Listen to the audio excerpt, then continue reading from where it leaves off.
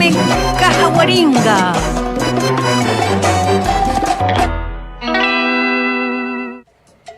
Hola amigos, ¿cómo están? Gracias por estar ahí conectados con Conexión Latina. Estamos aquí de vuelta con una segunda entrevista con una persona que ya es amigo de la Casa de Identidad Latina.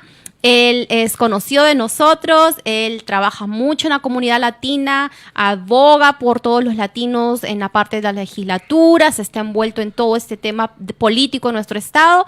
Él es el señor Werner Ollanadel, él es el analista de la Comisión del Estado de Connecticut General Assembly.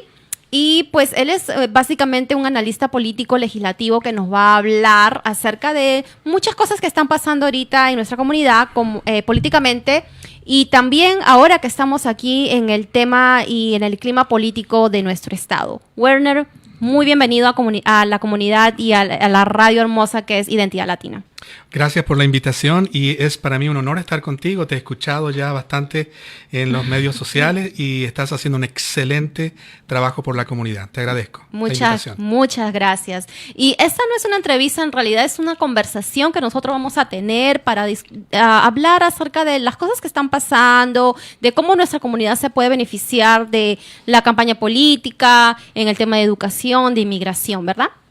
Definitivamente, y yo creo que a lo mejor ahora más que nunca este diálogo es necesario.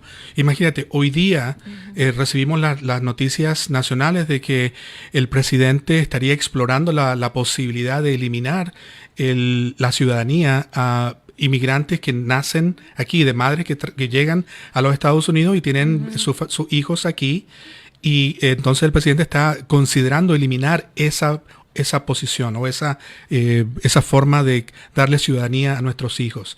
Eso yo creo que es alarmante y hay que discutirlo con una otra cantidad de temas que están vigentes. Claro que sí. O sea, para las personas que no han escuchado esto, el presidente está proponiendo un cambio legislativo para todas las personas que vienen a los Estados Unidos, inmigrantes, ya sean legal o ilegales, ¿verdad? Y que tengan niños que se han nacido aquí en los Estados Unidos. Él está proponiendo que no se le dé la nacionalidad a ellos. O sea, es como regresar al tiempo, en la historia, ¿no? En la época romana, del Imperio Romano, cuando las personas que eran esclavos o eran extraños a Roma, pues no podían tener hijos ahí, o si tenían hijos no podían ser ciudadanos romanos, ¿no? Entonces eran tratados como ciudadanos de última categoría prácticamente, ¿no? Incluso él no está proponiendo esto, sino que está respondiendo a preguntas de periodistas que le hacen al respecto. Esta opinión creo que la hizo en frente de periodistas de HBO. Nadie ha escuchado realmente la entrevista todavía, es una premisa. Y lo alarmante es que cuando le hacen preguntas de esta clase, él da esas opiniones que yo creo que nuevamente se unen a otras posiciones en contra del inmigrante, que nos ayuda a nosotros como hispanos a unirnos y para ver si eso es favorable, esas opiniones son favorables o no. Y en este caso no lo son. A veces ya estamos acostumbrados, ¿no? Ya a oír del presidente que diga algo que a veces no tiene sentido para muchas personas. Sin embargo, otros grupos lo apoyan, no importa lo que él diga, ¿verdad? Entonces, a veces hay que tener mucho cuidado cómo expresamos nuestras palabras, especialmente si es de un líder de un país como es el presidente Trump, porque se malinterpreta, ¿no? Entonces, ojalá que no sea realmente esa intención de quitarle la ciudadanía a los niños, ¿no? Que ya están aquí, son suelo americanos, tienen el derecho, ¿no? De tener una nacionalidad. ¿Qué tú piensas? Bueno, yo creo que él ha perdido una excelente oportunidad cuando entró a la presidencia. ¿Recuerdas que cuando él hizo su anuncio para presidente, lo primero que dijo era que los inmigrantes que vienen del lado de México son violadores? Y ya en ese momento nos demostró su xenofobia y su ignorancia. Yo creo que hubiera sido tan inteligente él, trayendo ya su popularidad que traía del rubro de entretención, de entretenimiento, de poder haber utilizado esta oportunidad para hablar acerca de la importancia de la diversidad, de la importancia de la comunidad hispana, y que sí hay cosas que todos tenemos que trabajar, pero hacerlo en una forma humana, en una forma en que apoyamos lo positivo y no lo negativo. Porque yo creo que es triste de ver a un líder que se enfoque en el susto, fear, ¿verdad? Yo creo que no queremos un líder que nos guíe por susto, sino que nos guíe con la esperanza y con la terminología y el lenguaje y la comunicación para unir estas fuerzas que viven en Estados Unidos para un futuro mejor. Y esa es la oportunidad que perdió cuando hizo su anuncio. Ok, muy bien. Ahorita les quiero decir a todo el mundo que estamos en Facebook Live y si alguien tiene alguna pregunta que le gustaría que Werner y yo pues le respondamos en lo más posible, pues ya saben que nos pueden dejar sus preguntas. So, Werner, ¿qué tú piensas de repente de los agentes y los soldados que el presidente quiere mandar a la frontera con México? Y pues no se sabe, ¿no? ¿Qué va a pasar enviando soldados? Es como una amenaza, ¿no? Como si vienen aquí, pues la imagen de un soldado es o te protejo o te destruyo, ¿no? ¿Qué es lo que va a pasar? Eso es para mí es terrible. O sea, me trae emociones de molestia, de enojo, porque somos un país que se ha creado por la fuerza de los inmigrantes que han llegado a ella. Entonces, de que la xenofobia que trae esta persona en contra del inmigrante llega al punto de decir que cuando hay una inmigración a un volumen más o menos alto, que en vez de crear un sistema de responder a esa crisis humana, que él la defina por medio de decir que vamos a tener que defendernos con los militares, para mí eso es una ofensa en contra de nuestros grupos hispanos y yo creo que todos los que estamos listos para votar en estas elecciones que no son presidenciales, esa es la forma que nosotros respondemos a esos ataques. Porque te digo yo una cosa, cuando hay crisis de esta índole en el pasado, no tenemos que ir muy lejos para mirar, por ejemplo, las crisis de inmigración o de cambios migratorios de Cuba, por ejemplo. Cuando han llegado niveles altísimos, los presidentes de los Estados Unidos no empezaron a decir nosotros nos vamos a defender con los militares, sino que empezaron a hacer uniones con diferentes países y crear un sistema ordenado para procesar esos pedidos de asilo y poder hacer el cambio, el intercambio o el progreso y el proceso de estas personas en una forma humana. Entonces no había que esconderse con un ataque militar, sino que hay que utilizar la inteligencia para saber que esto es algo que se tiene que trabajar por medio de acuerdos internacionales. Exactamente, eso es algo de un comentario que yo hice la semana pasada, que deberíamos de crear un plan de emergencia en vez de tal vez enviar a nuestras tropas o agentes a intimidar, ¿no? Es importante resolver esos temas de una manera diplomática, ya que los Estados Unidos, obviamente, y no es por hablar mal de este país que nos ha abierto la puerta a todos nosotros, pero también hay que ver el lado de los países que están teniendo esta crisis, ¿no? Estos países obviamente han sido ayudados por los Estados Unidos. Los Estados Unidos ayuda a través del Banco Mundial, ¿no? Entonces, estos países reciben dinero para poder solventar a las comunidades que necesitan.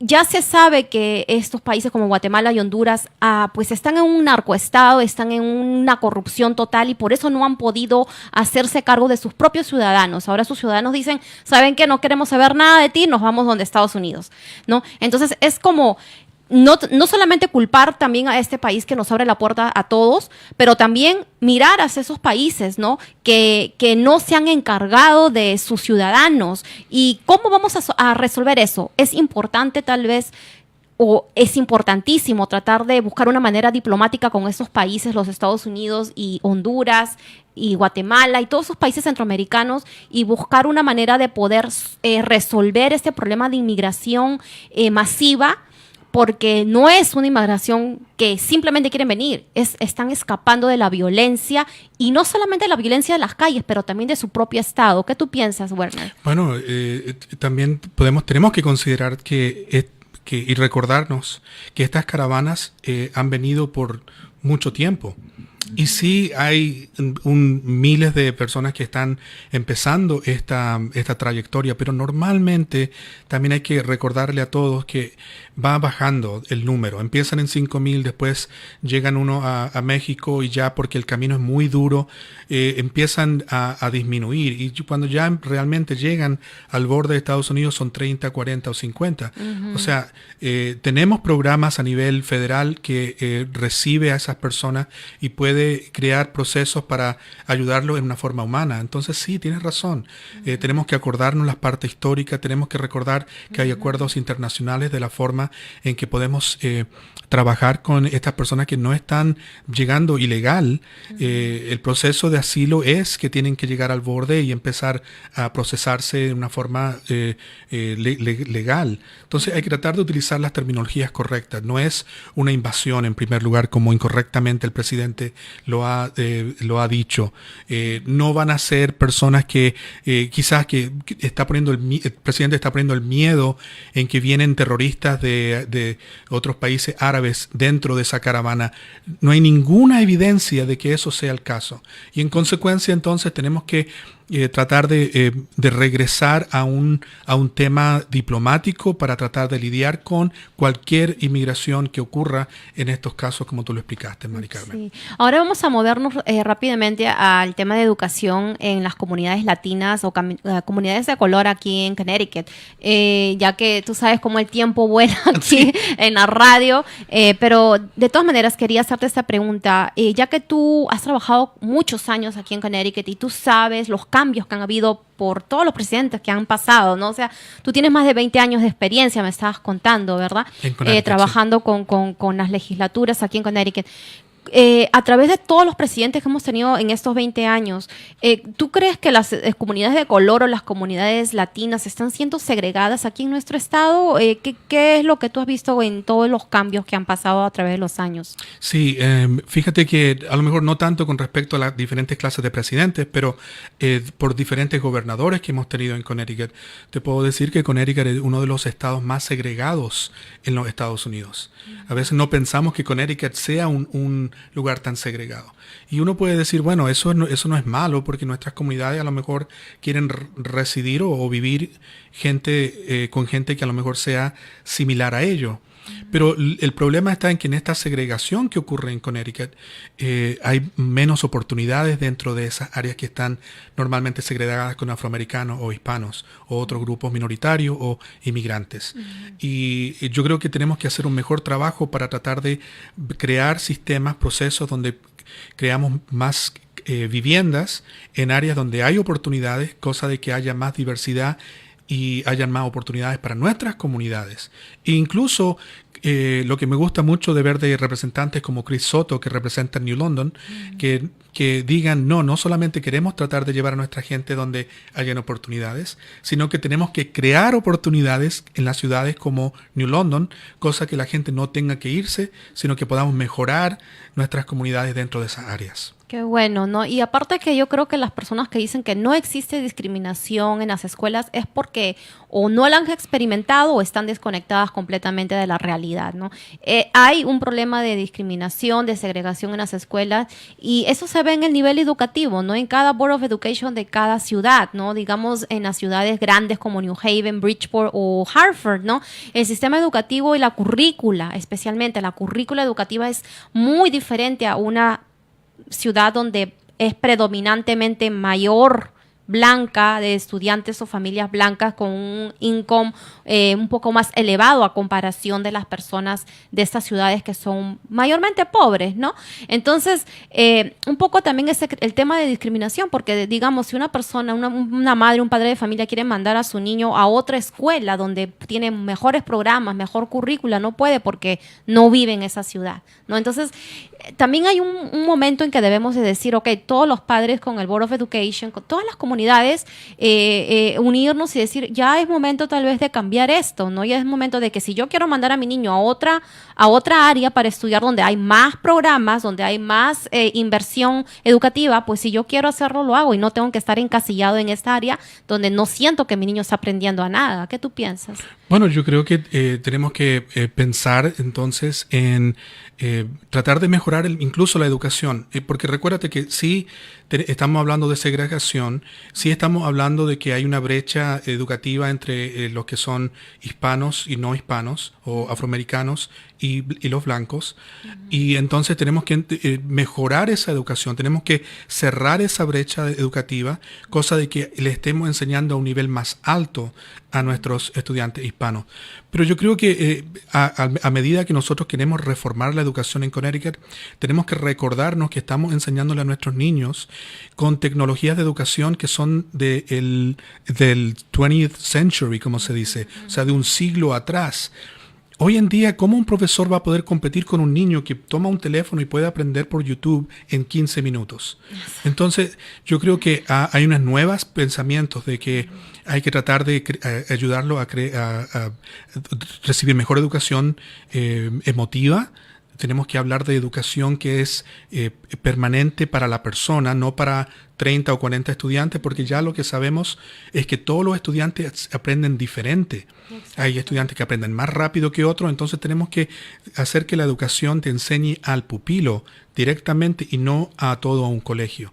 Y yo creo que en el momento en que hagamos esas reformas en la educación, quizás vamos a poder capturar una forma de mejorar la educación, no solamente de todo el estado, sino que aquella educación de nuestros niños. Tal vez copiar un poquito el sistema educativo de Finlandia. No sé si has escuchado, ¿verdad? Cómo los estudiantes en Finlandia, los maestros se enfocan en una enseñanza personalizada. Como tú dices, cada estudiante tiene una manera de aprender diferente, ¿no? Y una persona que le gusta, digamos, más las matemáticas y tú le pones a aprender un montón de letras, obviamente la va a aprender, pero no le va a interesar, ¿no? Entonces lo que necesitamos en nuestra comunidad, en nuestra educación, es que se interesen más en la persona, en el estudiante, para que pueda aprender y desarrollar esas habilidades y aptitudes que tiene educativamente, ¿verdad? Exactamente, fuiste bien elocuente en explicar exactamente el punto que yo estaba tratando de decirte, que era que hay que mejorar estos sistemas de educación y tratar de trabajarlo en una forma individual. Y eso es lo que nosotros queremos tratar de traer hacia el estado de Connecticut, cosa de poder en totalidad mejorar la educación de todas las personas. Que incluso al mejorar todos esos sistemas, todavía vamos a tener que mejorar muchos otros procesos que están en la vida del estudiante. Porque, por ejemplo, ¿cómo yo puedo aprender en un colegio, verdad? Si lo único que estoy pensando en que cuando llegue a mi casa no tengo comida, mis padres no están en casa. Quizás puede haber incluso abuso sexual del niño. Puede haber, ¿cómo tú puedes esperar que ese niño aprenda si no tiene las condiciones para aprender en casa? Entonces tenemos que mejorar el núcleo familiar, tenemos que darles empleo a los padres para que puedan cuidar a sus hijos, puedan tener un salario que pueda apoyar una familia, el crecimiento de una familia. Hay tanto que hacer. Entonces es la educación, es la vivienda, es tratar de tener un poco la discriminación, es poder dar oportunidades de crecimiento, cosa de que en conjunto podamos elevar a la familia hispana. Básicamente enfocarnos en como comunidad y trabajar con los legisladores en el tema socioeconómico y psicosocial, ¿no? Exacto. Eso es lo que debemos de hacer nosotros, ¿no? Porque emocionalmente, con todos los problemas, obviamente no podemos culpar a los padres, porque los padres están envueltos en el problema de la economía de la casa, en que necesito trabajar 2 trabajos, en que cómo me encargo de mi niño, ¿no? ¿Cómo voy a poner un plato en la mesa si no tengo dinero, no puedo pagar la renta, ¿no? Entonces ya eso es algo psicosocial, problemas en nuestra comunidad, y también el tema económico, ¿no? Que nos afecta, y también mental, no solamente en las familias, pero en los niños, ¿no? Trabajar eso es lo que afecta en educación, básicamente. Exacto. Entonces, Werner, ya es tiempo de acabar con esta conversación que me ha encantado de verdad, poder expresar muchas cosas que yo me gustaría decirle, ¿no? a todas las personas que vienen acá, pero el tiempo es, pues, castiga, ¿no? El tiempo castiga en radio y en este tipo, ya tú lo sabes. Y realmente espero volverte a ver cuando te invitemos para seguir tratando estos temas de política, de temas sociales, que nos importa todo. ¿Te gustaría invitar a la gente a que por favor vote el día 6 de noviembre? Sí, definitivamente. Tenemos, yo creo que, una oportunidad histórica en este momento de expresar nuestra opinión en contra de la xenofobia, en contra de las personas que atacan a la mujer, al género de la mujer, no a una mujer en específico, pero al género de la mujer, y de esa forma poder enviar un mensaje claro y conciso a Washington de que los hispanos no dicen ya basta del abuso en contra de nuestra comunidad. Por eso los invito a todos que tienen acceso a votar, que son ciudadanos americanos, a que vayan y voten en sus comunidades y que más aún, que inviten a sus familiares, que inviten a sus vecinos, que inviten a los hijos que son de edad de votar a hacerlo. Muy bien. Y también, como tú dices, todos nosotros integrarnos, porque tampoco podemos culpar al que ya ha sido elegido si nosotros no estamos atrás de esa persona para expresar nuestros problemas y lo que necesitamos que se solucione, ¿verdad? Es un trabajo no del político, pero de la comunidad entera. Exacto. Y no estamos hablando de favorecer a un partido político sobre el otro, sino que es solamente hablar acerca del término general en contra de personas que ya sabemos que están hablando en contra de nuestra comunidad y decirle a eso basta. Exactamente. Pues Werner, muchísimas gracias. Muchísimas gracias a todos ustedes, amigos de Conexión Latina, por estar conectados con Identidad Latina. Ya sabe, Werner Ollanabel ha estado aquí. Él es un analista político en temas de legislatura. Él sabe mucho, ha trabajado más de 20 años aquí en Connecticut. Y pues si lo necesitan localizar, ya saben su nombre. Él trabaja en el Connecticut General Assembly, ¿verdad? ¿Está bien que lo diga? Sí, la Comisión de Equidad y Oportunidades. Muy bien. Y entonces yo me despido de todos ustedes. Me encuentro con ustedes nuevamente el día jueves a las 2 de la tarde, 2 mediante.